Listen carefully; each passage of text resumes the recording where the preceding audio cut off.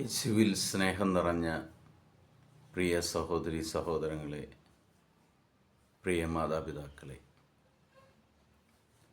നമ്മൾ വീണ്ടും ഒരിക്കൽ കൂടി ദൈവത്തോടുകൂടി ആയിരിക്കുകയും ദൈവവചനം ശ്രവിക്കുവാൻ ദൈവം നമ്മളെ തെരഞ്ഞെടുത്തിരിക്കുകയും ചെയ്തിരിക്കുന്നതിന് ദൈവത്തിന് നന്ദി പറയാം. ഇന്ന് നമ്മൾ ശ്രവിക്കുന്ന തിരുവചന ഭാഗം യോഹന്നാൻ്റെ സുവിശേഷം 11-ാം അധ്യായം 41 മുതലുള്ള തിരുവചനങ്ങൾ.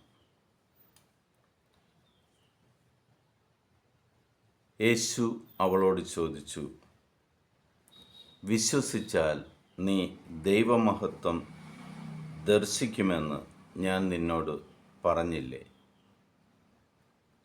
അവർ കല്ലെടുത്ത് മാറ്റി.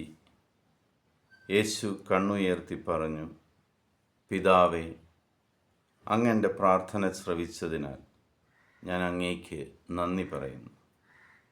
അങ്ങ് എൻ്റെ പ്രാർത്ഥന എപ്പോഴും ശ്രവിക്കുമെന്നും എനിക്കറിയാം. എന്നാൽ എന്നെ അയച്ചത് അവിടുന്നാണെന്ന് ചുറ്റും നിൽക്കുന്ന ജനം വിശ്വസിക്കുന്നതിനു വേണ്ടിയാണ് ഞാനിത് പറയുന്നത്. ഇത് പറഞ്ഞിട്ട് അവൻ ഉച്ചത്തിൽ പറഞ്ഞു, ലാസറേ, പുറത്തു വരിക. അപ്പോൾ മരിച്ചവൻ പുറത്തു വന്നു. പ്രിയ സഹോദരി സഹോദരങ്ങളെ,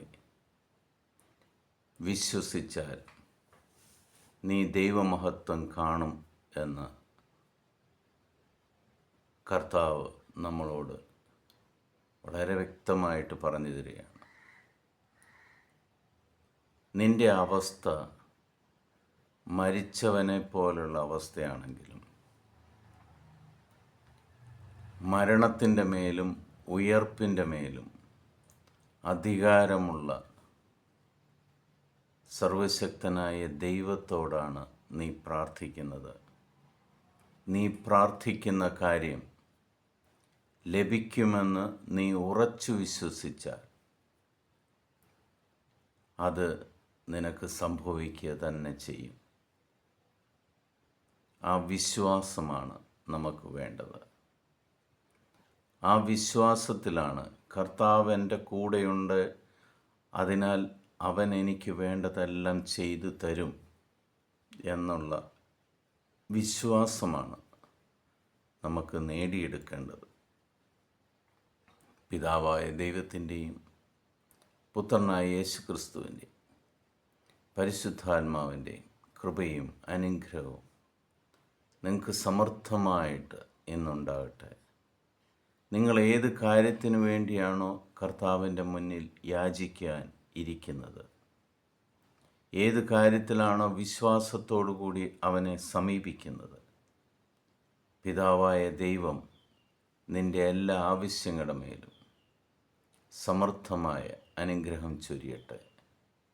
നിങ്ങളുടെ മക്കളുടെ മേലും, നിങ്ങളുടെ രോഗാവസ്ഥയുടെ മേലും, നിങ്ങളുടെ സാമ്പത്തിക ബുദ്ധിമുട്ടിൻ്റെ മേലും എല്ലായിടത്തും കർത്താവിൻ്റെ കരസ്പർശം ഇന്ന് നിങ്ങളിൽ അനുഭവിക്കുവാൻ ഇടയാകട്ടെ എന്ന് പ്രാർത്ഥിക്കുന്നു. ഈശോ മിശിഹായ്ക്ക് സ്തുതിയായിരിക്കട്ടെ.